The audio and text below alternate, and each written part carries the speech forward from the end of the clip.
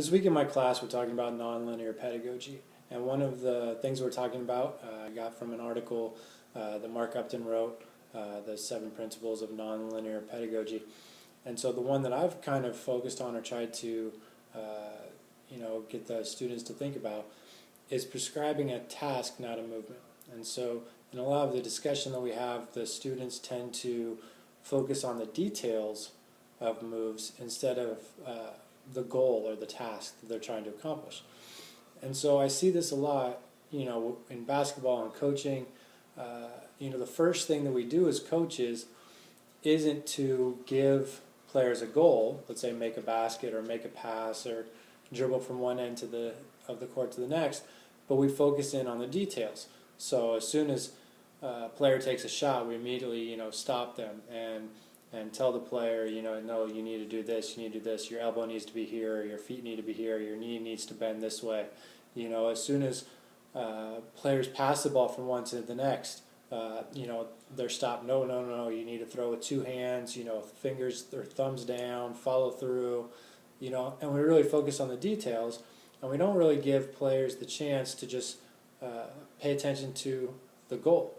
And this is different than how people of my generation learn skills, because when I played basketball, I played on the playgrounds and in my front yard for years before I ever played on a team. I didn't have a coach until 5th grade, but I think I got a hoop in my front yard when I was in like 1st or 2nd grade, and we played at recess all the time, 2nd, 3rd, 4th grade, before we ever played on a team. So when we started playing, we had a deep base of trying things on our own and trying to learn things on our own, without interference from a coach. And some of us had good habits, some of us had bad habits, but we had learned to throw the ball from one person to another. We had learned to dribble the ball, and we had learned to shoot layups, and we had learned, to make shots. Again, some of us were better than others, some of us had better technique than others, but we had some experience simply trying to accomplish a goal.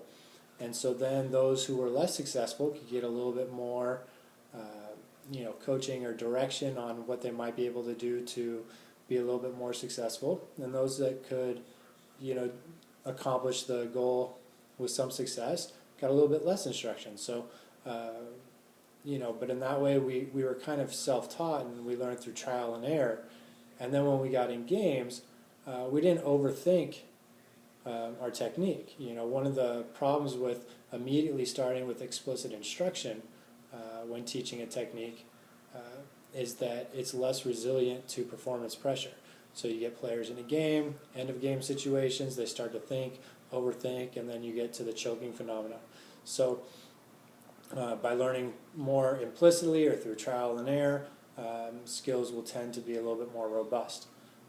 And so I think coaches need to give players a little bit more time and focus a little bit more on the goal of the task, so shooting a ball, passing the ball to a teammate, etc., and then try to tweak instruction where necessary depending on the success or lack of success accomplishing that goal.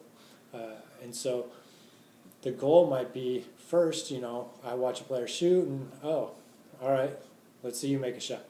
So they shoot it and I see something wrong. So now I might change the goal. So it's not just to make the shot, but I might change it. All right, let's try shooting the ball as high as you can. So again, they're focusing on the goal. I haven't talked at all about their body in any way. I'm just trying to change the goal because I'm trying to move them in a certain direction. If we're working on passing, and let's say it's a weak pass, or they're not getting, they're not stepping into it or getting enough force behind it. Well, instead of passing to a teammate, maybe we'll pass to a wall. Because I think sometimes younger children are afraid to hurt the friend that they're passing the ball to, so they throw weaker passes because catching often lags behind a throwing skill. So put them against the wall, and instead of just pass the ball to a person, let's see you pass the ball. Let's see if you can make noise with the ball. Be as loud as you can. Throwing the ball against the wall, really make noise with the ball, or make the ball come all the way back to you. So you're changing the task, but not doing anything to try to disrupt their natural movements. So I think by changing the task or prescribing different tasks around the same skill, you can start to change the movement behavior and move them closer towards the quote-unquote right performance of the skill, so that they get to their optimal performance, or they get to the optimal technique that's going to give them more success.